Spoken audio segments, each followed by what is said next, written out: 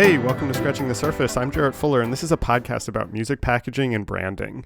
Today's guest is Willo Perron, who maybe at first glance doesn't seem like the usual Scratching the Surface guest, but as you'll see, he is somebody whose work I've been interested in for a while now. Willo is a designer, creative director, and partner at Perron-Roettinger, an LA-based design studio that works across branding, interiors, books, and live performance. Over the last few years, Willo has made a name for himself, working with artists like Kanye West and Jay-Z, St. Vincent and Drake, and Rihanna on their live performances, stage sets, and packaging and advertising. But he's also designed retail spaces for brands like Adidas and Yeezy, and he got his start designing the retail spaces for American Apparel back in the early 2000s. I wanted to have Willo on the show to talk about this intersection of branding and live performance. It struck me that these worlds were increasingly overlapping. These artists are brands themselves now, and brands are increasingly moving into these theatrical style retail spaces. This is something I've written about and was curious what Willo takes from each side and how they are coming together.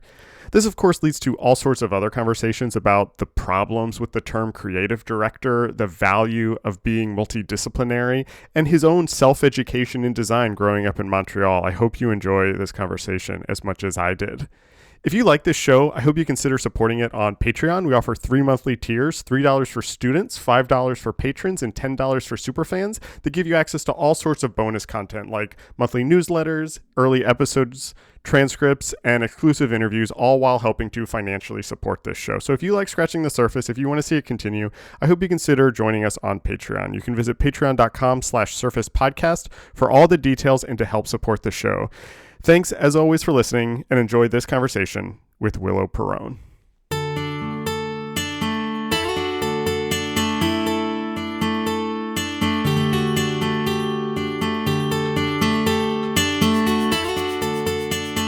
I actually want to start this conversation kind of defining some terms, actually. You are often defined kind of publicly in interviews and profiles, and when you're written about, you're defined as a creative director. I've never actually heard you refer to yourself as a creative director that I could find. What do you call, how do you define your work, or how do you describe your work? Does creative director feel like the right descriptor for you? No, I really struggle with that term. I think as a descriptor, it's actually super accurate, Hmm. but I think that the term has been co-opted so much that I tend to sort of shudder at even like that. Um, I just feel like I don't, it's like if you have a single design practice at all, you're kind of a creative director now. So like photographer, creative director, choreographer, creative director. Like, so I kind of like revert to designer, director, because you actually have to have like a real skill to be a designer. You can't just have like pointed at stuff that you like. And directors really, I'm a storyteller, and I build worlds, and I get different disciplines to kind of all work together to build one bigger story. And I think that that's what a director's job is. So that kind of tends to be what I default to. At least that's what I put on my visa application. Yeah, I mean, and that's a little more specific than creative director, which your answer exactly set up what my next question was going to be, because that this term creative director has just kind of invaded every discipline. It's, everybody refers to themselves as a creative director, regardless of kind of, the field that you're in, whether it's design or not, which, beside the point. But even, we see, kind of Instagram influencers, and I'm not saying this in a negative way, referring to themselves as creative directors, or that their work is in some way creative direction. And I was curious how you felt about, or if you had thoughts on this term kind of becoming this catch-all for anything that is multidisciplinary, or anything that is kind of public and branded and narrative in some way. Do you have thoughts on that? It's interesting because it's like if you look at a lot of these careers that are now coveted, being a chef, being a designer. These were all things that weren't sexy when most of us got into it, Right. and they were kind of marginal. So it became kind of the sexy gig. It's like everybody was a fashion designer, 5, 8 years ago, and now everybody's a creative director. And it's just I I tend to sort of like stay away from titles, and even within our studio, we don't really kind of hand out titles for exactly that reason. I think that these are things that should be like bespoke to you, or like that you would like earn. But I think that people are just like, I'm a creative director as like this sort of badge. It feels really weird to me. Like it feels anybody can sing, but you can't call yourself a singer until you can kind of do it properly. You know what I mean? I mean, but is there? I don't disagree with you, but in kind of thinking about that, maybe like removing the title, I'm struggling to kind of articulate my question. But I think you're onto something interesting here, where social media and this kind of rise of personal branding and all of that has made these ideas like you're talking about of being a designer or being a creative director or something that everybody is doing whether they realize it or not, and some people are then kind of calling themselves that, but everybody is kind of branding themselves in some way, Hmm. right? And so even if you don't even if you haven't earned it, you're engaging in it, right? You know what I mean? Yeah. I don't know. It was something that like quickly became something that I didn't want to be attached to. Yeah. You know? Well, let me ask you this then though, because you did say that you typically refer to yourself as a designer, and I know you just said that you try to avoid titles, and so I'm not trying to label you in any way at all, but you identify a little bit more with that term designer, and that you got into design when it was not sexy, when it was not what it is now. Where did your relationship to the word design, or can you talk a little bit about when you realized that all this stuff you were doing, and we don't have to kind of go through your whole background, but you were making flyers and kind of doing skateboards and like stuff that we now think of as design. When did that word design become something that you felt like, hey, this is actually all the stuff that I'm doing and interested in? Um, hmm. I think that, you know, I was always um, kind of curious by this. I think that like the two things I was really curious about young was cooking and food Mm, and design. mm. Not even like art, but like design. Like I remember my one of my aunts was actually a painter, would give me and my brother like letraset books for Christmas, like that are Oh, just like wow. Wow. books of fonts. They're like pre-computer. They were basically catalogs of fonts, and I just remember I would like read these things.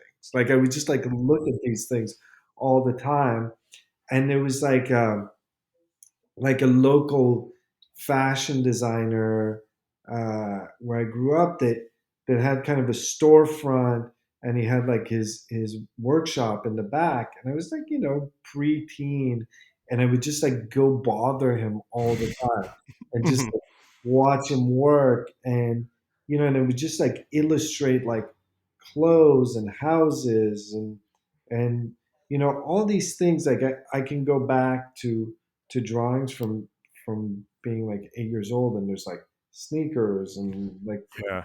full Yeah. clothing collections, and like working on like different typography.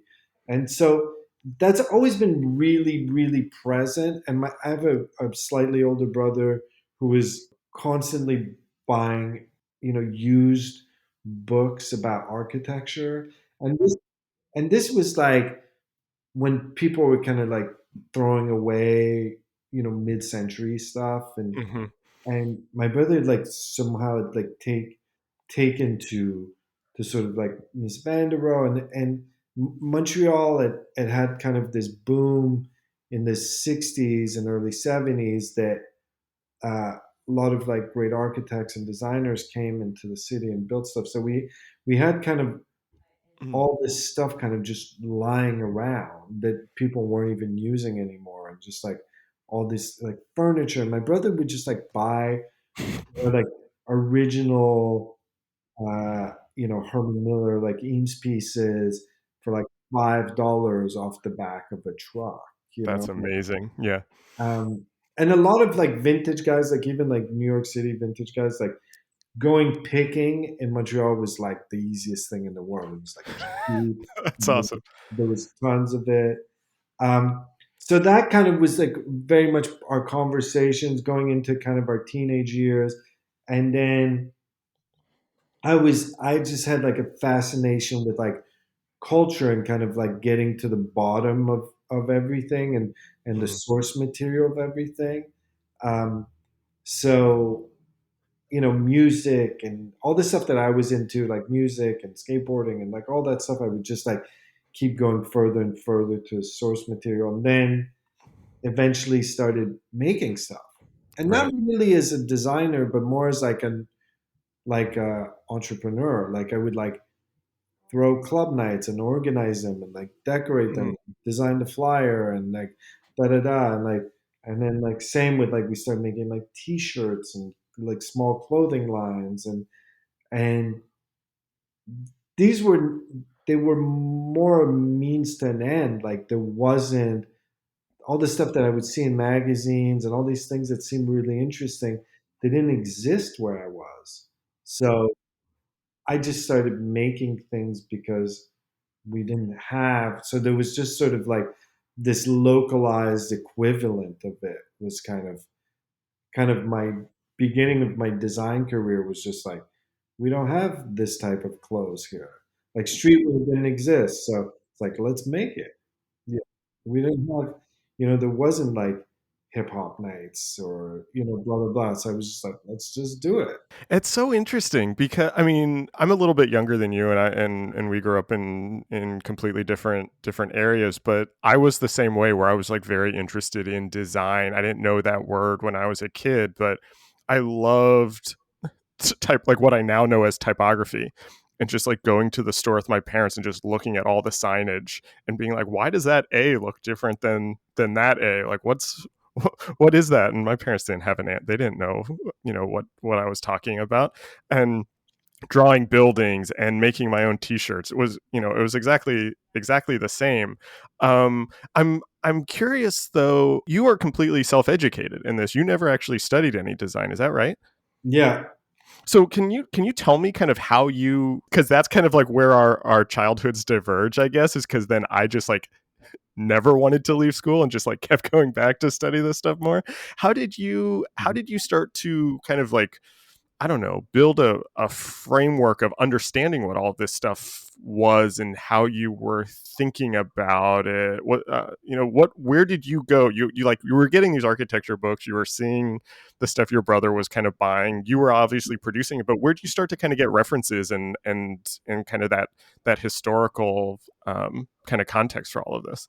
I think that again, it's like my approach was really came from like sort of an entrepreneurial side. Mm, It was like developing things, and even when we used to do like early club flyers and stuff like that, like I would go see a graphic designer or like friends of mine that had like knew how to use kind of like Illustrator, Photoshop, and had a computer, and I would just like sit with them, and they were basically my arms and technique. And I think a lot of it is like kind of copying at the beginning. Like, yeah. when we started making clothes, it was like, we were looking at California streetwear and what was going on in like sort of New York club wear, Mm, and just like you're mimicking it in a way. You're just doing a sort of like your version of it, but it's very, very close in tone to what exists, which I actually really recommend to people. Is like, if you like something, it's like try and replicate it exactly, because then you'll understand like what it is about the proportions and the scale and the weight of everything that you like. And it explains a lot. Like it's sort of like, by trying to rebuild something that you look at with admiration, uh, when you rebuilt it, you kind of understand what the guts of it are and why you admire it. So I think that that's a lot of like my start was really kind of going at it from an entrepreneurial side. And also, my community at the time, like my brother included, were like, they went and studied. Mm. So, So you just like osmosis. yeah. So it was like, the first retail space that we did was with my brother when he was still in school. Mm. Um, and, we just had like a handful of friends that were like, one of our friends went to art school and studied graphic design, and it was like we would kind of refer to him, and Right. so it's like Right. that's how I learned, was just by like, okay, I'm gonna create us jobs, and in the meantime, like let's figure out how to like design and build these things. Hmm. Did you? I have one other question about that, and then I have a kind of bigger question because you keep coming back to that you were seeing this as kind of entrepreneurial and all your friends and kind of the people you were hanging out with were maybe studying design or studying art, going to art school, kind of knew how to do this. And this goes back to what you were saying earlier about design for you was kind of this means to an end. When did you start to think, I I could actually like do this as a job? You know what I mean? Like I don't just have to be the one who's like setting up the ways to make money, but I can actually make all this stuff too. You know what I Yeah, mean? probably like 2-3 weeks ago. Sounds right. I mean, it's funny. It's like a thing where the first part, I think, of the design, like design as work, as career to me, Hmm. was like, oh, every time you get to do something, you felt lucky. Right. It was like, oh, Right. I get to design this thing. I get to design that thing. Even if it was shitty things that you didn't care about. And so you're sort of reacting. You're kind of, and you're compromising and reacting. And I know that this is like, it's different for everybody. Like some people like start with absolutely no compromise, and then kind of like maybe eventually realize that they have to, or they don't. And um I never really had like an ideal aesthetic. Like I didn't think Yeah. of it as like a single no. I was more interested in everything. And to kind of answer your question about like when it sort of takes form, I always did multiple things. Like I used to own some retail stores and Right. did other things that were kind of like entrepreneurial. And not up until maybe, I don't know, 10 years ago did I solely focus on design. I want to come back to what you were saying about kind of collaboration and not having an aesthetic, but to go back to your self education and kind of this osmosis learning. What strikes me about you, and what I really appreciate about how you talk about your work, is that there is this sort of you are referencing designers from history. There's this kind of theoretical underpinning to how you talk about your work, regardless of the client or the type of work.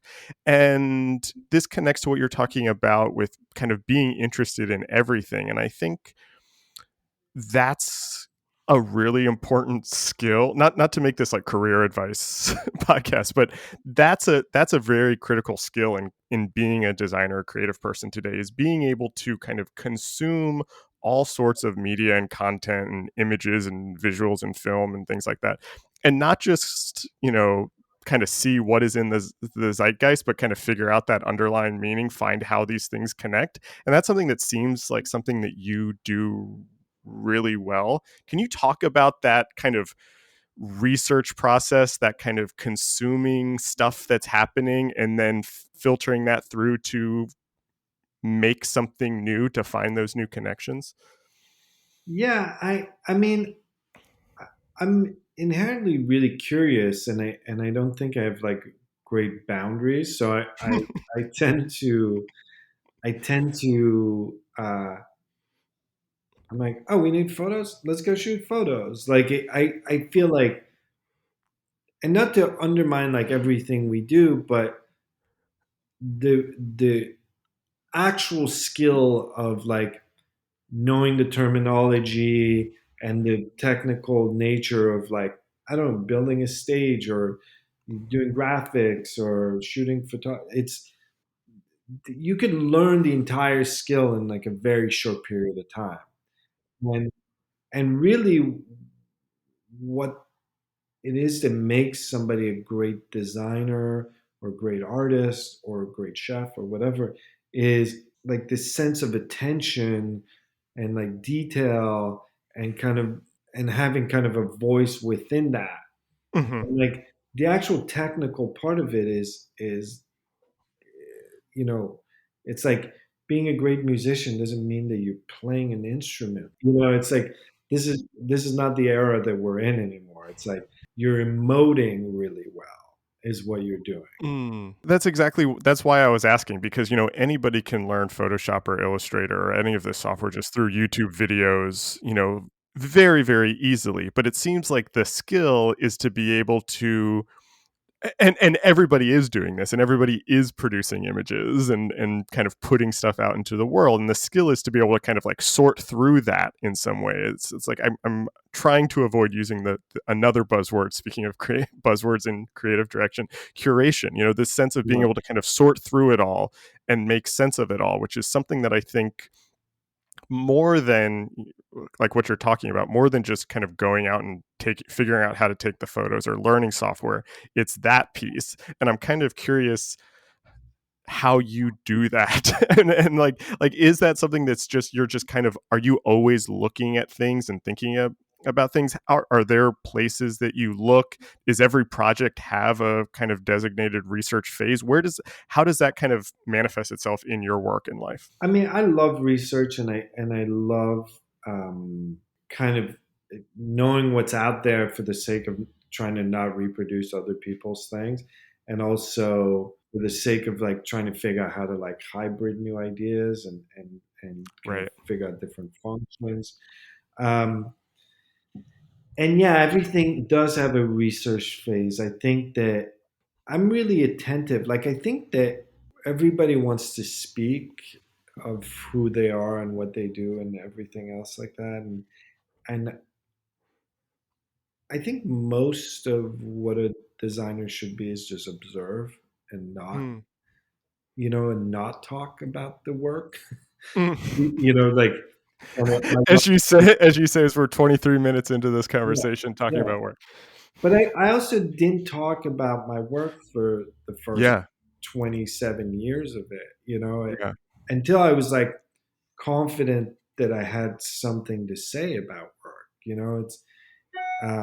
And that's, Okay. I think both me and my partner Brian really didn't talk about work that much. Yeah. And he was like a professor, and he comes from, a much more academic background than I do. But yeah, it's sort of like the idea of kind of observing and research and being like really precise about the sensitivity to who you're doing something for, and where does it land, and how does it talk to the audience, and like, how do people react to it. And I think that, that's a big part of the success of my work, is just like, it is like a fundamental sensitivity and kind of antenna, radar antenna, whatever you want to call it, like receptor to information in that respect, like the subtlety that makes one subgenre completely different to another subgenre, but like, to sort of like layman might seem like just one thing. I'm interested in that. Like, I'm like legitimately curious and interested about this sort of like finite detail between those things. So when I do work, it comes in with that in mind. It's not just a sort of like cheap kind of like, oh yeah, you guys are, rappers do this, and it Right. looks like an episode of Law and Order. When they do a rapper, it's always like a guy with like a Yeah. gold chain and like pair of Versace glasses, and it's like, okay, you missed the mark by about 25 years. Right, right. I mean, that's exactly why I was asking you that question too, and it goes back to your earlier comment about not really having an aesthetic or a style, and I think all of these things kind of fit together, and it's all in that nuance that you're talking about, and I think it shows in the work that you've done and that you do, and maybe is a way to talk a little bit about branding. You in the studio, you do a lot of kind of branding work, and I'm kind of fascinated by the concept of branding. Generally, I've worked in branding. I've also written about branding more on the kind of critical side. But to me, the evolution of the word branding is so fascinating, and that branding in many ways has become kind of the central metaphor of our time. Everything, we think of everything as a brand, Mhm. and I want to know kind of how you think about branding, because I think it goes back to what you're talking about these kind of the nuance and those kind of emotional resonances, that's actually kind of the key part of branding here. It's not just about that surface level uh let's take some photos or do some illustrations or make like a nice word mark, but it's all these kind of like emotional pieces to it now. And how do you think about that in your work and in the studio? I I mean, it's pretty much the same thing. It's, who's the audience? Okay, what's the how does the audience live, or like what do they like, or it's a kind of a study of the person, and it's like what would bring that person joy in in an object, and like how does that fit in next to like the other things that bring them joy in their lives, and what's the ethics behind a person that would buy this or support something, or um, and it all goes kind of through the same filter as doing a pop show for me. It's like who's the person? Okay, so the person is the brand. Who's the person? What does that person represent? What's their like value system? Who's the audience? Who's the fan? Like Hmm. what did they want to see? How did they, and you can kind of take all that apart, and people will find the thing that you made. It doesn't even need to go, it's sort of like the Yeah, idea of marketing is antiquated because now we just are making things for, you don't have to sell things to people. Like people exactly. sell it themselves, really. Yeah, you knew exactly where I was where I was going with that question, because what struck me in thinking about you and your work is that the stage design, the set design, the kind of pop shows, and the store design and retail design, kind of at this point, this is a little bit reductive, but are kind of the same thing. You're creating experiences, you're creating branded experiences. Some are for a person who is a performer, some are for a product, that are about, just as much about selling an experience as they are selling a product. That's how you think about it also? Like those are just kind of two different contexts that are doing a kind of similar action? Yeah, in a way, I like hate the word selling, just in that, Yeah. and the idea is to like enchant people. Why do you go to a restaurant instead of just like putting a frozen dinner in the microwave? It's like it's the experience that it's like it's the social, it's like kind of like discovery, it's everything that goes around that, and I think that you know money becomes like this really kind of bizarre thing when we're talking about like art and design. um, Hmm. and I know that we all have to be sort of like practical and sort of like driven a little bit by that, as but but I think that like the first thing always is more of an emotional response. It's not about like how many people can I get to line up at this cash register? Right. Right. People are going to line up at a cash register if you do your job well. Is more like how I feel about Right. Right. it. People are buying tickets for a show if the show is fucking good, you know? Right. Yeah, I mean, and that's what I'm kind of was meant. I was not thinking necessarily like actually selling a product, actually, money being exchanged, but more this idea of presenting an idea, selling an idea.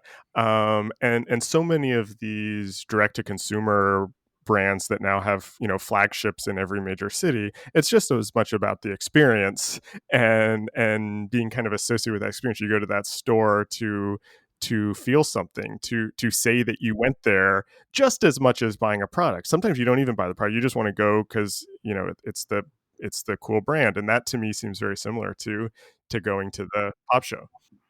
The first kind of project of yours that I guess I was probably aware of, even if I wasn't consciously aware of it being you, was the American Apparel stores, Mhm. in the early 2000s, which to me are like a great example of that kind of deconstructing the flagship to be this kind of store that could live in all sorts of places, and it was also an experience, and it was this kind of fully branded experience. And as a college student, when those stores were kind of at their height, Mhm. that's I loved going to the American Apparel store to get a a blank T-shirt. Yeah, I mean, you could buy a blank T-shirt anywhere, but yeah, that's the whole point. And it's also like subtleties too. It's like you can buy a blank T-shirt anywhere, but it doesn't quite fit right, or it's not the right color, or it's not like blah blah blah. Like, yeah, it was like totally, again, I hate this word too, but like totally curated. It was. I like staffed most of the stores too. Like I would like go around and just like Mm, meet, and I would just meet, kids. I don't know, not kids, but like, you know, yeah, people, yeah, and I would just be like, "You're cool. You want to work?" Like I never looked at a resume in my life. Like I right. like literally would just be like, "Oh, you like have good style. You want a job?" Like that's how we hired most people. Mm, So, it was also super dysfunctional, but I also know a lot of great people that was their first jobs. And like, if right. you really think about it, as a teenager, your options to go work somewhere are pretty slim. And then it's like, if you're ambitious and you're style and you're cool and like blah blah blah, this was an environment that like fostered more of those people that Mm, interact and have like do things. And I know a ton of people that are like great, photographers, designers that own companies that was their first jobs. And like I see them now and I'm just like, oh, that's incredible. Like, it's like that was like an environment that permitted that. It was also a total mess, but yeah.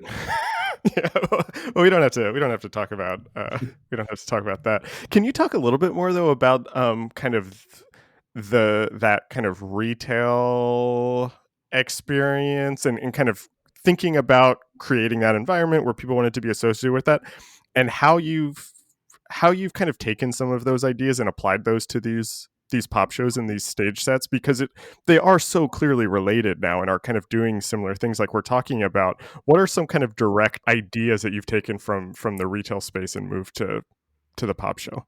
well, I think one working in like space and dimension versus starting very much like you, which was like doing graphic and typography, and then going into clothing, which is a little bit more dimensional, but not as much, and then like working in sort of like space, and like so. I think that like retail was like super important in that, and then the theatrics of the space. It's like the lighting, the smell, the how it circulates, the staff that's in there, how the staff Mm, is dressed, who the staff is.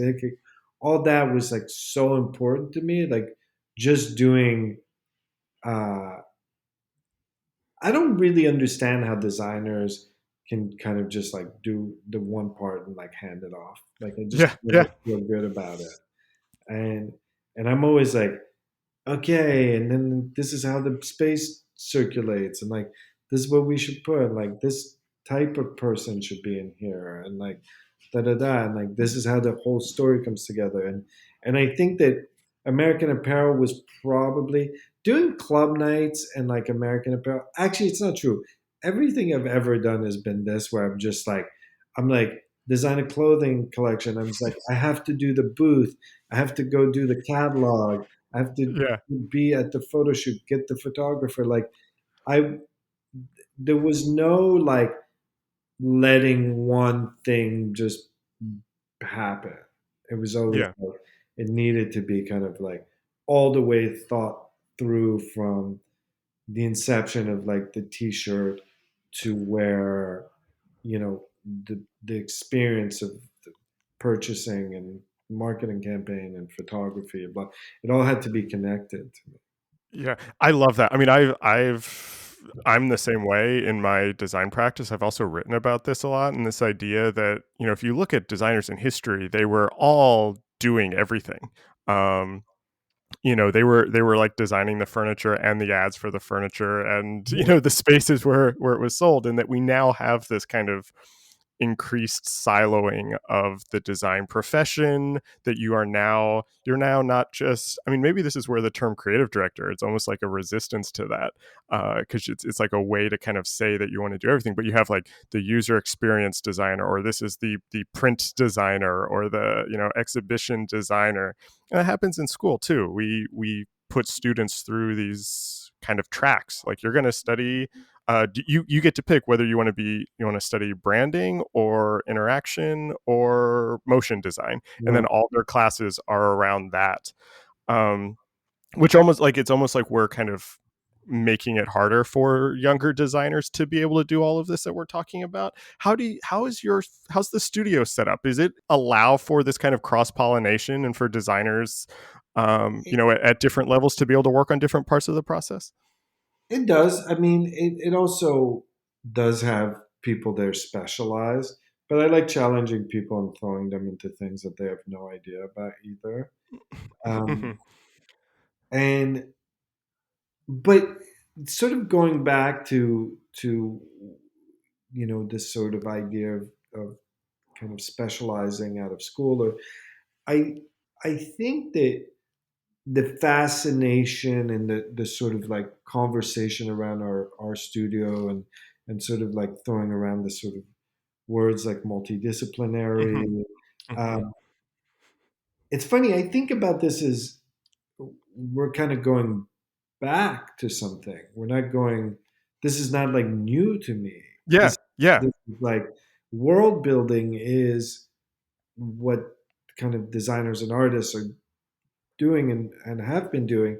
And I think the fascination maybe is what the impediment was in the past was probably just like cost, Yeah, like yeah. buying a camera to become a photographer, developing film, like getting a green, like a dark room, getting a blah blah blah, like sets and stuff, and like okay, and then like you want to do graphics, then you got to get a computer and a scanner, and Mhm, like all this shit is like is super cheap now. You can do all of it with your phone, basically.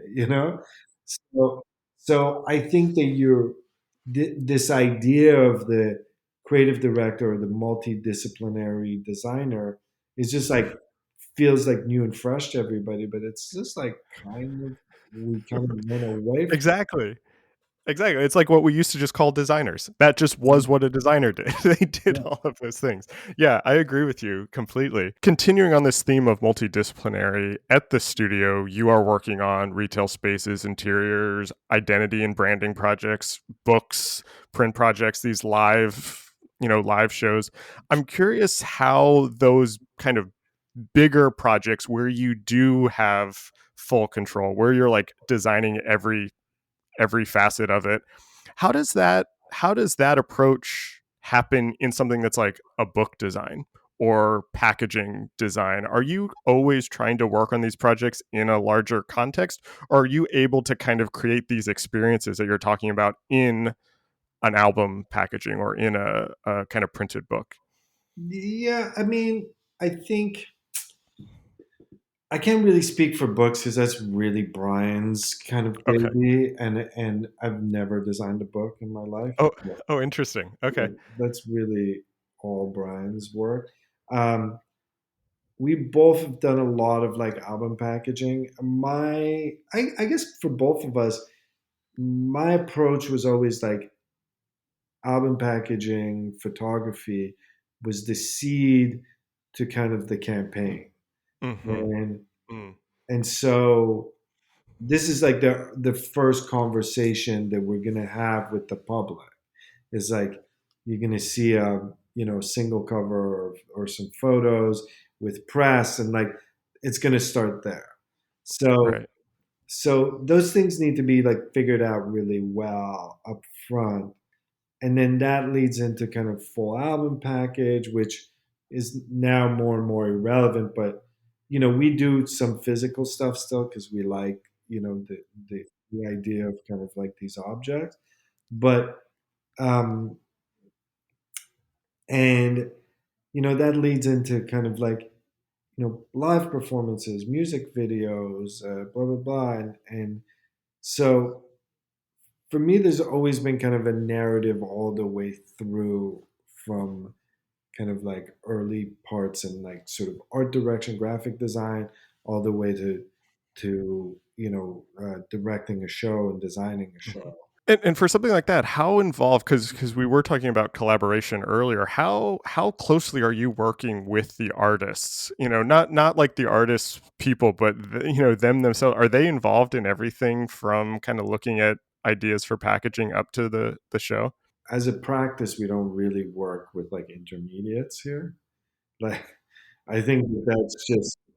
I think that the whole business of art, the whole business of music, the whole business of design is I think there's a lot of people that are there to be helpful and to move things along, but I also think that a lot of the vanguardness and the risk taking and the sort of Mm. just because it's cool, Yeah, just yeah, because yeah. it feels great. um, Part of it has been uh, removed by those people because Right. they need to understand it, or needs to make economical sense, or you know and so if artists and designers aren't working with artists and designers, you tend to get like this sort of flaccid version of like the idea. Uh, Right. and Right. so and I'd rather not work than do sort of like the diluted thing. So Yeah. Yeah. Yeah. yeah. I get that. And I think probably also why the entrepreneurial part of myself and my business, and it was just like, if there's no work that interests me, then I'll make the work, Right. you know. Right. Right. Well, speaking of that, that leads into my final two questions perfectly. I'm curious what's next. Like, what are you thinking about now? What do you want to be working on? What other kind of I'm not asking for specific projects, but what kind of ideas are you wanting to kind of put into the world, or that's top of mind for you right now? I think that we've been very good at building things for other people for a really long time, and I think that that's going to start to kind of focus on ourselves. There's a lot of things in different mediums, and we're kind of me and Brian are noodling around with a bunch of different ideas, um, and there's stuff that's going to start coming out of the studio that's self-initiated, and Oh, nice. I think that that's one thing. I think that like maybe having a kind of creative practice for the sake of being having a creative practice that makes no sense. That's just is Yeah. Yeah. is kind of an important thing, not only for me and not only for Brian, but for everybody else that works here. That we're not just like cranking out work to make money, and it's a total luxury. Like, we're super fortunate, and we've been really fortunate for a long time. Yeah. So I think that those like that's kind of directionally where we're going, is start to kind of like build the world internally instead of externally, and kind of focus on kind of like the people that we have here and their talents, and like how we can kind of generate work that Yeah. comes out of here, and you know, sort of take the attention away from what we've been doing in the past, and kind of move into kind of a new round. That's interesting. That was going to be my next question, depending on how you answered that, because we started talking about you kind of wanting to see things and putting them into the world and making your own clothes and fashion line and all of that sort of thing. And I was curious if and when that was coming back. And so it sounds like that you're thinking about that a lot. My last question, which is the question I used to end all these conversations, I'm just curious what you're reading right now. I don't read that much. Okay. No, it's like a bit shameful. I wish I read more, but I'm actually like, I play a lot of tennis, so I've been really reading about like the inner game of tennis, the mind game of tennis. Okay. Brian just handed me a book yesterday that I'm about to jump into, which is this book called File Under Architecture, um, which was an early like what is it, MIT press book. I think one of the first MIT press books that he has. He has it more of it as a collector piece, Mm. and I'm like getting into the content of it. So. No, I like to read about, it's I'm more like I like to read about the mind, and spirituality, and things like that, and not so much about art and design. I think art and design is an emotion. You want to look at not art and design things Right. to do art and design. People who look at art and design to do art and design are just going to do old shit. That's such a great way to end this too. Willo, thank you so much. This was such a fun conversation. I'm an admirer of your work, and it was nice to hear how you kind of think about all of this stuff. So thanks for being on the show. My pleasure. This episode was recorded on March 17th, 2021. Our theme music is by Andy Borgasani. We're on Twitter and Instagram at Surface Podcast. You can support the show on Patreon and find previous episodes wherever you get your podcasts and at scratchingthesurface.fm. Thanks for listening.